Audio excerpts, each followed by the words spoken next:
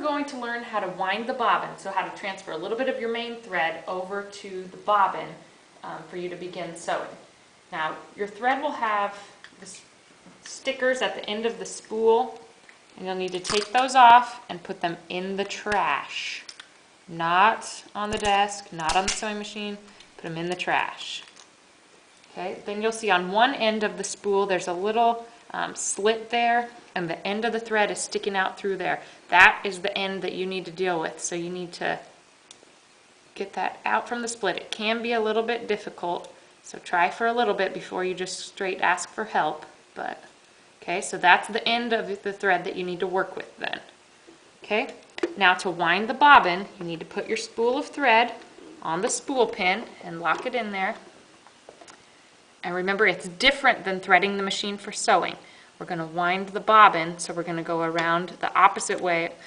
If we were threading the machine for normal, we'd go down this way.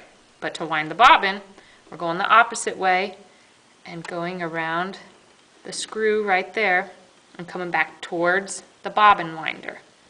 Okay, so get your bobbin, and you need to take the end of the thread through the top hole on the bobbin. Just that one hole. There's holes on both sides, but just go through one of them.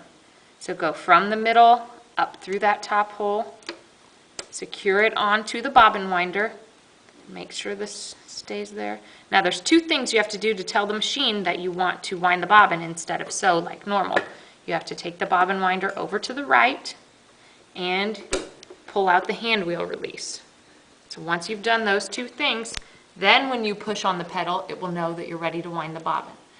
So you want to hold this extra thread up there till it gets going. Now if this extra thread is really long, it can get knotted up here and cause you some problems. So once it gets going, you probably want to trim it down, and then if it's not where it's going to get in the way, you can just leave it.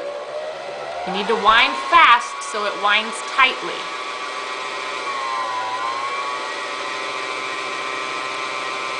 And make sure it goes up and down so it winds evenly. Then slide it back, take it off. You want to make sure, see how it's a little bit, this one's not bad, but it needs to wind tight and it needs to wind evenly so there's not like a whole bunch up here and a little bit down there. It needs to wind pretty evenly. Okay, you don't have to fill it full. You may want a little bit more than this, but don't fill it full or it'll get stuck inside the bobbin case. So that's winding the bobbin.